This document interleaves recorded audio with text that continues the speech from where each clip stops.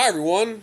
This is Phil Travis here at SCF. This is AMH 1020. It's week 2. This week we will be covering chapter 16. You can find the reading for this week in your Canvas site, so be sure to find the reading there. There's also a primary source document that I have in there. It's I think it's titled Sumner and George Social Darwinist Documents, and we will be discussing that in the forum this week. So it might be titled Social Darwinism Documents, but there's a extra little PDF in there that's a primary source document that I'd like you to read. So it's not very long, but have a look at the primary source document in addition to the reading, which should be chapter 16. This week we're going to be dealing with the Gilded Age, which generally refers to the period past the Civil War in which the United States really becomes immersed in the Industrial Revolution. We also have a quiz this week, and the quiz is on chapter 16. It's from the reading, and so you just look at the reading, use a highlighter with the reading, and of course you can use the reading while you take the quiz. It shouldn't be overtly hard. But what I would recommend is to do the reading, participate in the discussion, and then take the quiz toward the end of the week, Friday, Saturday, or something like that, so you can be sure that you are extra prepared for the quiz. So I also want to start something that's really fun aspect of the class, something I think you'll really get into and enjoy, and it's extra credit, so it's really easy, free extra credit points. And what we do here is this. So every week I make a weekly announcement like this.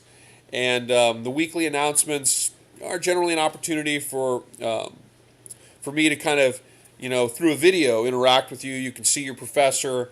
I can talk a little bit about the class, what I expect on certain assignments and these types of things. So it's a good way to stay informed with the class. And I want folks watching the videos that I put up. And so to kind of encourage folks to watch these early in the week, because you should watch them early. Monday or Tuesday is when you should watch these. It just takes a few minutes down to watch them, kind of get an idea of what we're doing for the week. What I do is an extra credit assignment. And the way the extra credit works is this. Each week in the announcements, I will state a historical factoid from the period of time that we're dealing with. And I'll state the historical factoid, and then what you have to do, all you have to do is shoot me an email before Wednesday by midnight. So it's got to be before Wednesday by midnight. The idea here is that you've watched it before Wednesday at midnight. And so you have through Wednesday night to email me the factoid after you watch the video. You email me the factoid, and what I do is I tabulate how many of these you do. And what I do is I give you 1 point for each one added to a test score at the end of the term. So what I do is I count them all up at the end of the term. We have, I think for us in this class, I think we have 12 weeks remaining. So the way it works is I will then count up 1 point for each of those. So if you do all of them, you're going to get, like 12 points extra credit added to a test score at the end of the term. So it's an easy way to boost your score at the end of the term. And, it can be worth like upwards of, 3-4 grade points potentially on your final grade. So it could be the difference in an A or a B or a C at the end of the course. It's an easy way to get points. And I think you'll find it interesting because I have a lot of interesting historical factoids. Let's just say that. So I try to make them, kind of interesting, things that maybe you didn't already know, and things that kind of relate to what we're talking about, but maybe, might not be, found in the textbook, perhaps. So just email it to me no later than Wednesday by midnight, and you get your extra bonus point. I tabulate them at the end of the term, and I add them to one of your test scores. Okay, so let's go ahead and jump right in. Let's give you the factoid here for this week, week number 2 here. Here's the factoid. So The period we're talking about is called the Gilded Age, and Mark Twain actually coined it, and it refers to the latter industrial period of the 1800s in the United States.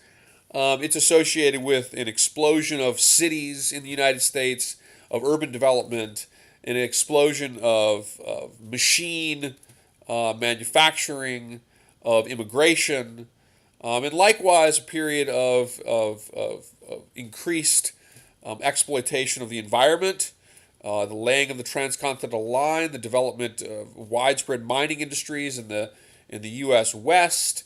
It's also associated with political corruption.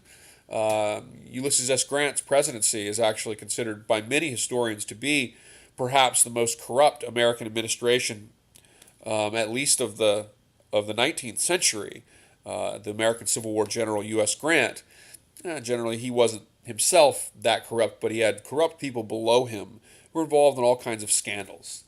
And this is the period of the big monopolies, the huge monopolistic trusts, for example, that dominated American politics and economics. And in many respects, the large monopolists, John D. Rockefeller, J.P. Morgan, Commodore Vanderbilt, the railroad tycoon, Andrew Carnegie, of course, in many cases, it would not be an overstatement to say that they actually possessed more power than the actual president did during this period. So here's the factoid. And as I'm thinking to you, I'm like, well, which factoid do I want to say? Because I have a lot of very interesting factoids from this period, and it's a very fascinating period of time to consider. So the factoid is this. During the Gilded Age, a lot of universities were either founded or renamed because very wealthy entrepreneurs who had more money than they knew what to do with became philanthropists, and they gave lots of money. Carnegie was the famous for this. Andrew Carnegie, most famous for this. And the Carnegie Endowment, the Carnegie Mellon Institute, these types of things. But most all of them gave tremendous amounts of money to various types of institutions to contribute to society, and in that respect, those institutions often either were founded or they changed their namesake to match the person who contributed so much. Well, many of these universities you know, and one of these universities is, of course, and this is the factoid, Duke University. Duke University in the late 1800s was known as Trinity College. But an individual, an industrialist in the South named James Buchanan Duke, contributed a tremendous amount of money to Trinity College, and they changed their name to Duke University. What did he make his money in? James Buchanan Duke, not surprisingly, from Tobacco Road, the UNC Duke basketball rivalry. From Tobacco Road, James Buchanan Duke made his millions. This is the era of the millionaire. He made his millions manufacturing the first industrial pre-rolled cigarettes. James Buchanan Duke made millions of dollars innovating the industrialized manufacture of pre-rolled cigarettes. He made millions of dollars on it, and he took some of that money and he donated it to Trinity College, which changed its name to Duke University. So email me, you can shorten it up, email me that factoid no later than Wednesday by midnight, get your free point towards a test score at the end of the term. Do them all and you'll make a big difference in your test score, and let's have a great week.